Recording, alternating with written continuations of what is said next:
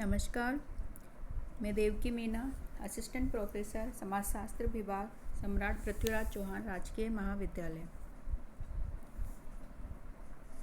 आज का जो हमारा टॉपिक है वो है सामाजिक घटनाओं की प्रकृति, नेचर ऑफ सोशल फिनोमेना।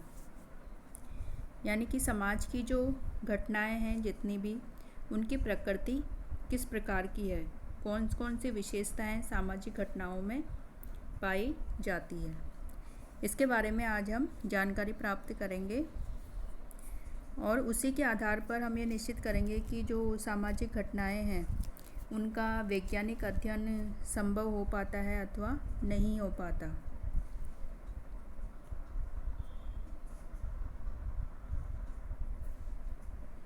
तो सबसे पहले हम देखते हैं जो सामाजिक घटनाओं की जो विशेषता है, प्रकृति है।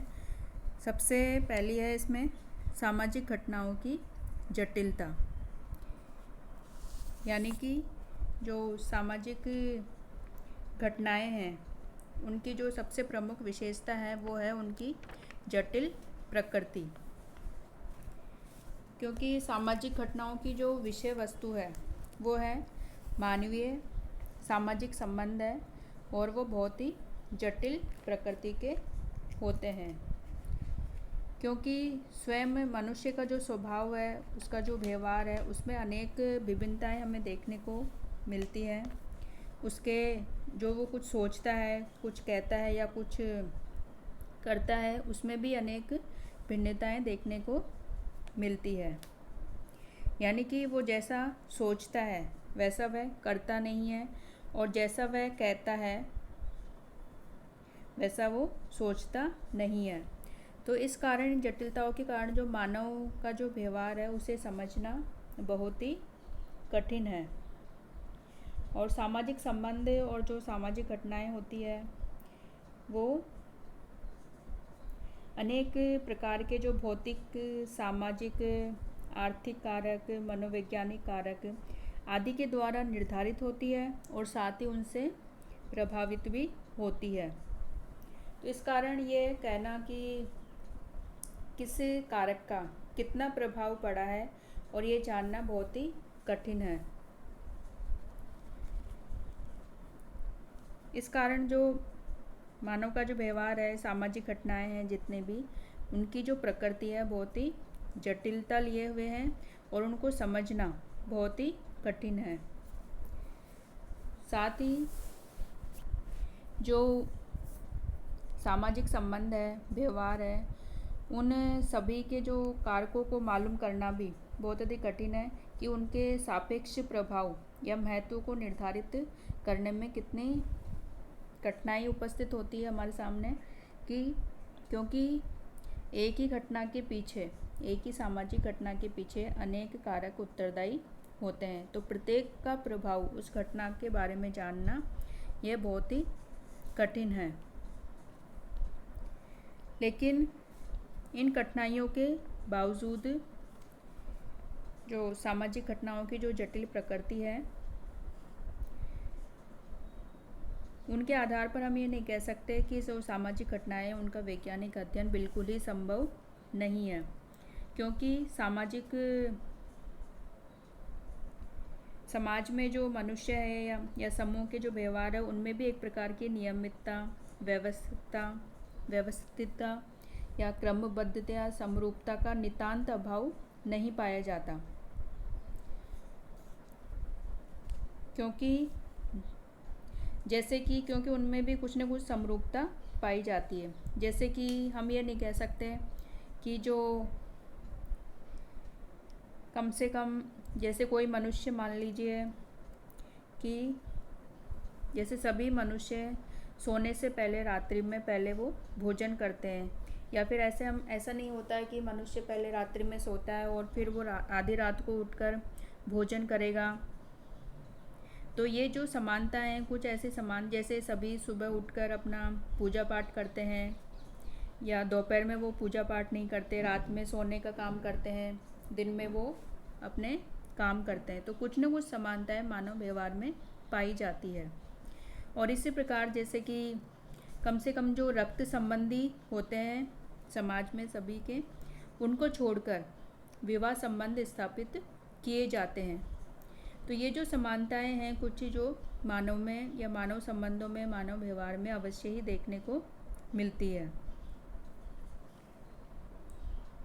इसी प्रकार जो किसी भी परिस्थिति की या व्यवहार की जो जटिलता होती है, ये जटिलता हमेशा सापेक्ष रूप में होती है। यानी कि मानव समाज की जो जटिलता है वो अधिकांशतः जो उसके बारे में जो हमारी अज्ञानता है, संबंधों के बारे में यदि जानकारी नहीं है, उस अज्ञानता के फलस्वरूप उसको जटिल रूप में समझा जाता है। यानी कि जैसे जैसे मानव व्यवहार के बारे में, मानव संबंधों के बारे में या सामाजिक घटनाओं के बारे में हमारे ज्ञान में बढ़ोतरी होगी, उसी के अनुरूप जो सामाजिक घटनाएं हैं उनकी जटिलता धीरे धीरे कम होती जाएगी। इस प्रकार हम ये कह सकते हैं कि जो सामाजिक घटनाओं की जटिल प्रकृति है वो उसके वैज्ञानिक अध्ययन में बाधा उपस्थित नहीं करती। यानी जितना हम सामाजिक घटनाओं के बारे में ज्ञान प्राप्त करेंगे उतनी ही उनकी जटिलता दूर होती जाएगी। दूसरी जो नेक्स्ट जो सामाजिक घटनाओं की विशेषता है वो है सामाजिक घटनाओं की गतिशील प्रकृति। यानी कि जो सामाजिक घटनाएं, जैसे कि जो भौतिक घटनाएं होती है, भौतिक वस्तुएं होती है, भौतिक घटनाएं होती है, उनमें स्थिरता का गुण पाया जाता है। यानी कि उसमें परिवर्तन बहुत कम होता है। ये जैसे कि अचेतन वस्तुएं होती है, जड़ वस्तुएं होती है, उनमें परिवर्तन नहीं होता, यह बहुत कम होता है। लेकिन जो मानव स्वभाव है वो परिवर्तनशील है।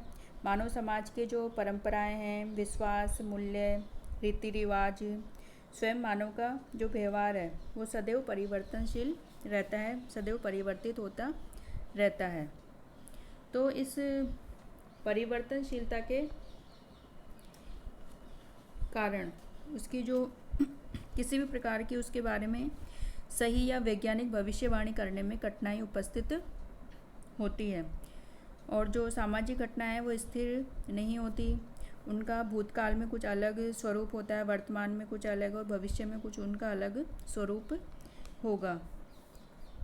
परंतु इसका यह अर्थ नहीं है कि सामाजिक घटनाओं का हम वैज्ञानिक अध्ययन नहीं करते, नहीं या संभव नहीं है। क्योंकि समाजशास्त्र में सामाजिक घटनाओं के संबंध में जो अनेक वैज्ञानिक अध्ययन हुए हैं और हो भी रहे हैं और उनके आधार पर सिद्धांतों का निर्माण किया जा रहा है। नेक्स्ट जो है सामाजिक घटनाओं में अमूर्तता। अमूर्तता यानी कि एब्स्ट्रैक्ट, जो सामाजिक घटनाओं की जो प्रमुख विशेषता है वो अमूर्त होती है।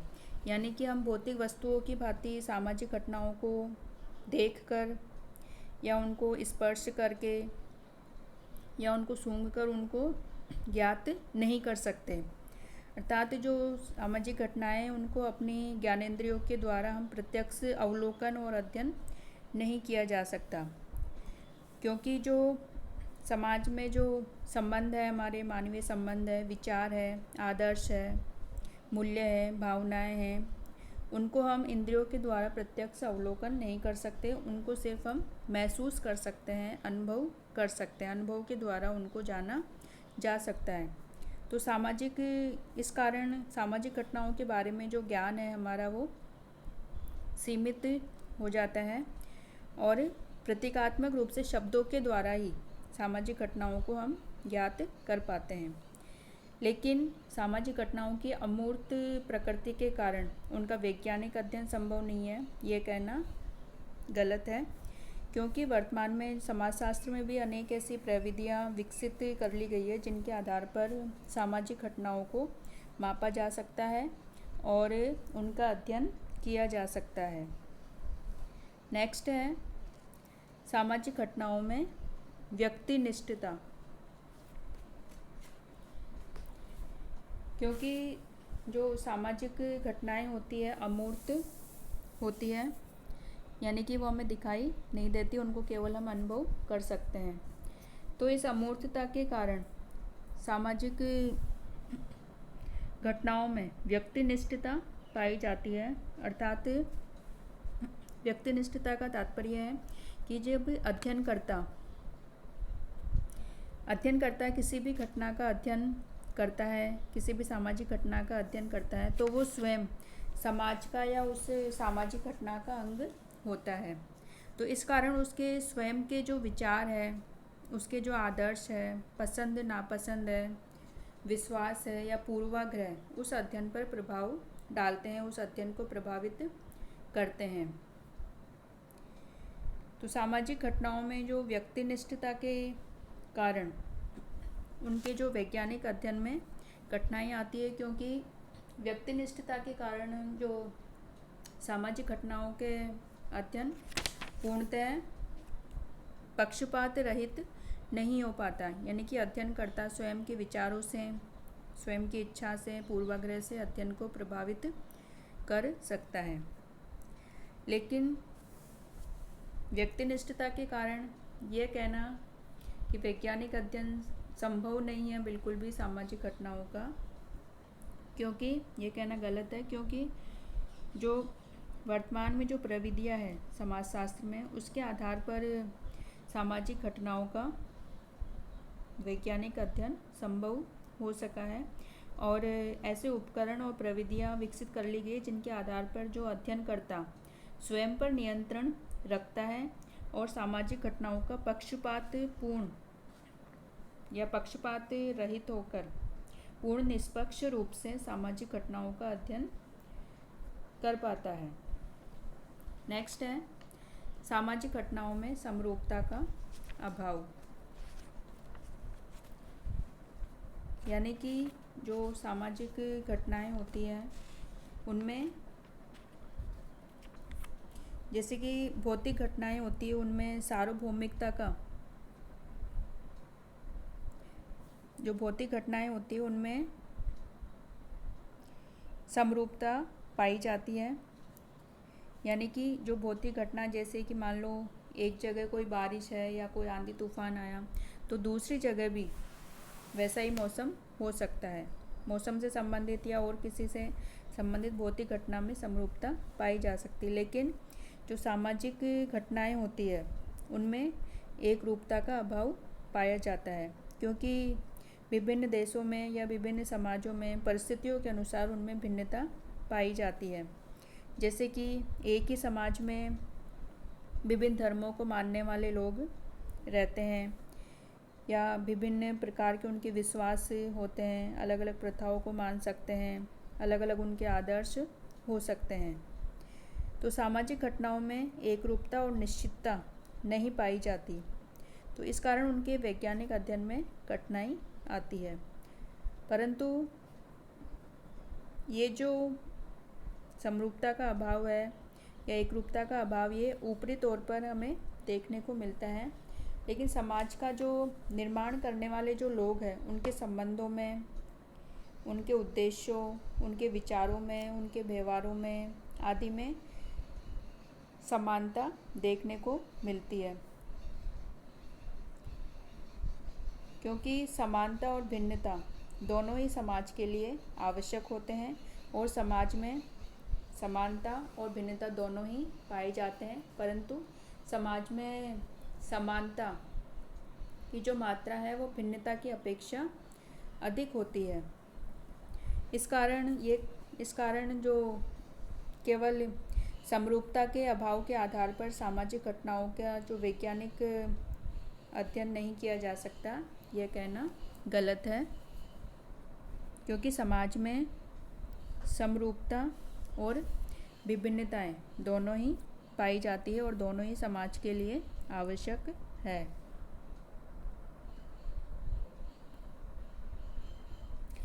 नेक्स्ट जो विशेषता है सामाजिक घटनाओं की, वो है सामाजिक घटनाओं की गुणात्मक प्रकृति, यानी कि किसी भी घटना की जो प्रकृति होती है वो दो प्रकार की हो सकती है, गुणात्मक और गणनात्मक। जो भौतिक घटनाएं होती है, प्राकृतिक घटनाएं होती है, उनकी प्रकृति गणनात्मक होती है, यानी कि उनका निश्चित नापतोल संभव हो सकता है, उनको निश्चित रूप से उनका रंग रूप आकार होता है। लेकिन जो सामाजिक घटनाएं हैं उनकी प्रकृति गुणात्मक है और इसलिए उनका जो निश्चित, क्योंकि उनको हम भौतिक वस्तुओं की भांति माप नहीं सकते, क्योंकि जो समाज में जैसे कि घटनाएं हैं, सामाजिक घटनाएं हैं, जैसे कि धर्म है, संघर्ष है, सहयोग, प्रेम, घृणा, आधुनिकीकरण, वैश्वीकरण, परंपरा आदि को हम, आदि की जो प्रकृति है वो गुणात्मक है। इसी प्रकार जो लोगों के मूल्य है, विश्वास है, परम विश्वास है, मनोवृत्तियाँ है, इच्छाएं हैं, आदर्श है, उनको हम परिमाणात्मक रूप में माप नहीं सकते।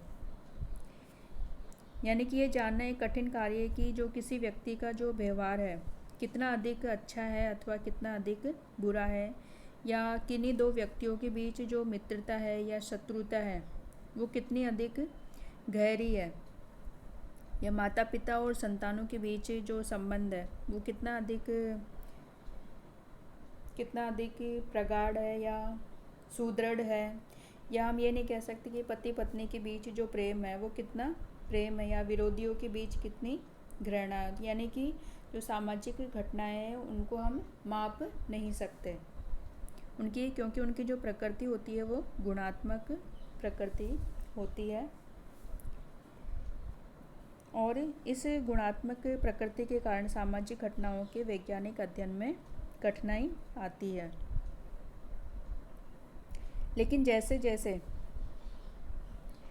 लेकिन क्योंकि प्रत्येक विज्ञान है जो गुणात्मक होता है प्रारंभ में, और जैसे जैसे उसकी प्रगति होती जाती है वैसे वैसे उसकी माप की जो विभिन्न प्रणालियां हैं उनका विकास होता जाता है और घटनाओं को गणनात्मक रूप में मापने का जो सामर्थ्य है वो भी धीरे धीरे विकसित होता जाता है। तो समाजशास्त्र में भी यह प्रवृत्ति देखी जा सकती है और समाजशास्त्र में सामाजिक अनुसंधान या सामाजिक शोध के क्षेत्र में अनेक वर्तमान में सांख्यिकीय प्रणाली और गणनात्मक माप पर जोर दिया जा रहा है और उनके आधार पर जो गुणात्मक तथ्य हैं या सामाजिक घटनाओं की जो गुणात्मक प्रवृत्ति है, गुणात्मक प्रकृति है, उनके आधार पर, अध्ययन के आधार पर जो गुणात्मक तथ्य हमारे सामने आते हैं उनको गणनात्मक रूप में प्रकट किया जा सकता है और इन पद्धतियों के द्वारा उनका वैज्ञानिक अध्ययन संभव हो पाता है। नेक्स्ट जो विशेषता है सामाजिक घटनाओं की वो है सामाजिक घटनाओं की भविष्यवाणी संभव नहीं है। इन भविष्यवाणी का अर्थ है कि भविष्य में किसी भी घटना के बारे में पूर्व अनुमान लगाना। तो जो प्राकृतिक घटनाएं होती है उनमें भविष्यवाणी करना संभव होता है, जैसे कि मौसम के बारे में या किसी और चीज़ के बारे में, भूकंप के बारे में, बारिश के बारे में आदि के बारे में पूर्व अनुमान लगाना या भविष्यवाणी करना संभव हो पाता है। लेकिन जो प्राकृतिक घटनाएं हैं वो अनिश्चित है और परिवर्तनशील होती है और इस कारण उनके बारे में पूर्वानुमान लगाना बहुत ही कठिन होता है या भविष्यवाणी करना उनके बारे में कठिन कार्य है। यानी कि हम ये नहीं कह सकते कि जो दो व्यक्ति आज मित्र है तो हो सकता है कुछ समय पश्चात ही उनमें, हम ये नहीं कह सकते कि वो सदैव ही मित्रता रहेगी उनके अंदर, क्योंकि हो सकता है किसी बात पर उनमें अनबन हो जाए और अगले दिन ही वो एक दूसरे के कट्टर शत्रु बन जाए। इसलिए क्योंकि इसी प्रकार जो व्यक्ति का जो व्यवहार है उसकी संस्कृति, उसके आदर्शों, उसके मूल्यों, साथ ही जो समय, स्थान और जो सामाजिक परिस्थितियाँ होती है उनके ऊपर निर्भर करता है। इस कारण सामाजिक घटनाओं के बारे में निश्चित रूप से भविष्यवाणी करना संभव नहीं हो पाता।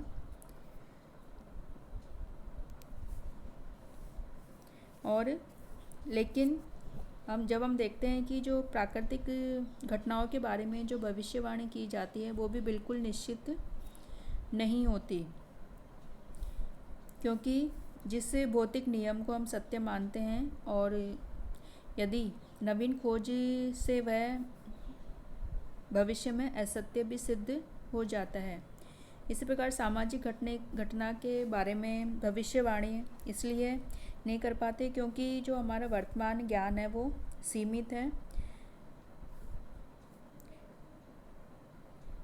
बल्कि सीमित है और इस सीमितता के कारण ही भविष्यवाणी करना संभव नहीं है। लेकिन समय के साथ जैसे जैसे सामाजिक घटनाओं के बारे में ज्ञान बढ़ता जाता है, उनके बारे में अधिक से अधिक जानकारी प्राप्त होती है, तो उसके बारे में भविष्यवाणी करना संभव हो पाता है। और कुछ जो भविष्यवाणियाँ हैं वो सामाजिक घटनाओं के बारे में वो सही भी सिद्ध हुई है, जैसे कि नगरीकरण और जो औद्योगिकरण है वो बढ़ने के साथ साथ समाज में संयुक्त परिवार और जाति प्रथा में विघटन होगा, और ये भविष्यवाणी बिल्कुल सही सिद्ध हुई है। इसी प्रकार जैसे परिवार के टूटने से बाल अपराध बढ़ते हैं, और इसी प्रकार जैसे महिला शिक्षा में बढ़ोतरी के साथ साथ समाज में उनकी परिस्थिति में सुधार होता है। तो इस प्रकार की जो भविष्यवाणियाँ हैं वो बिल्कुल सही सिद्ध हुई है समाज में। तो कहने का मतलब यह है कि सामाजिक घटनाओं के बारे में जैसे जैसे हमारे ज्ञान में बढ़ोतरी होती है, वैसे ही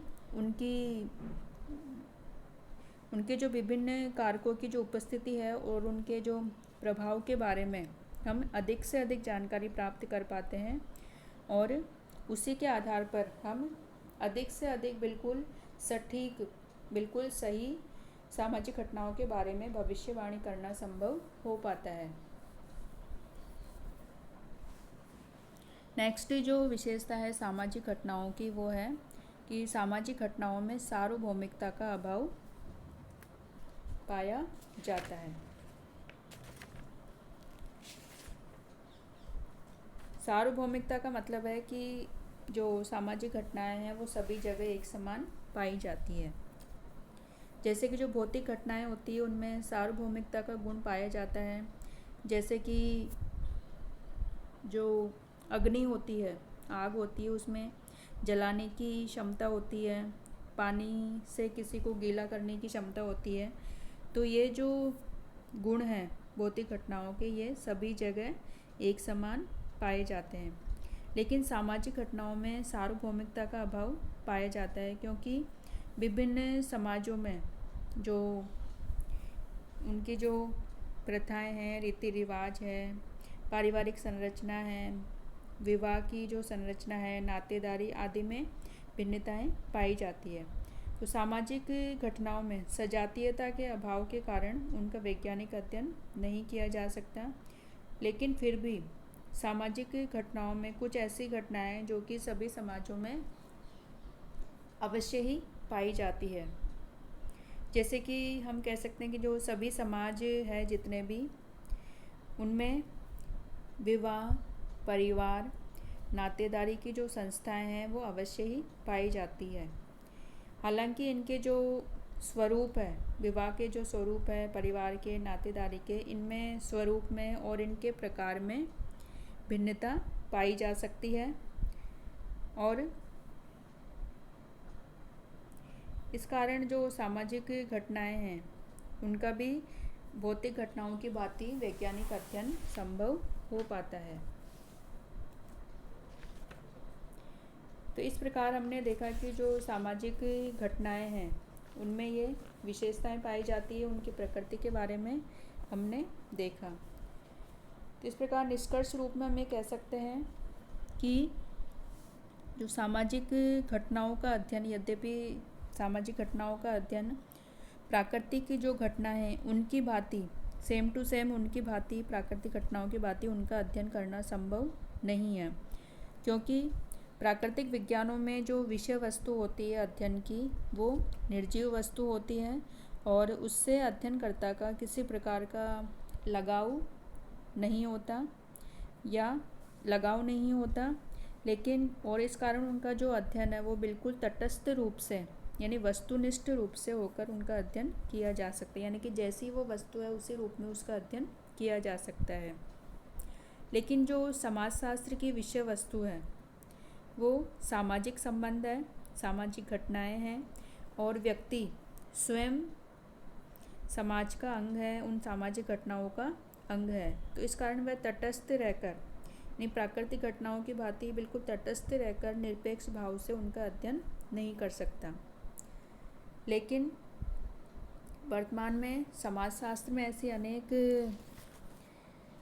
प्रविधियाँ और तकनीक विकसित कर ली गई है जिनके आधार पर, जिनके प्रयोग के आधार पर समाजशास्त्र में सामाजिक घटनाओं का वैज्ञानिक पद्धति के द्वारा अध्ययन संभव हो सका है और उनके आधार पर जो निष्कर्ष निकाले जाते हैं वो बिल्कुल वैज्ञानिक निष्कर्ष होते हैं और उनके आधार पर जो सिद्धांत बनाए जाते हैं वो बिल्कुल सही होते हैं।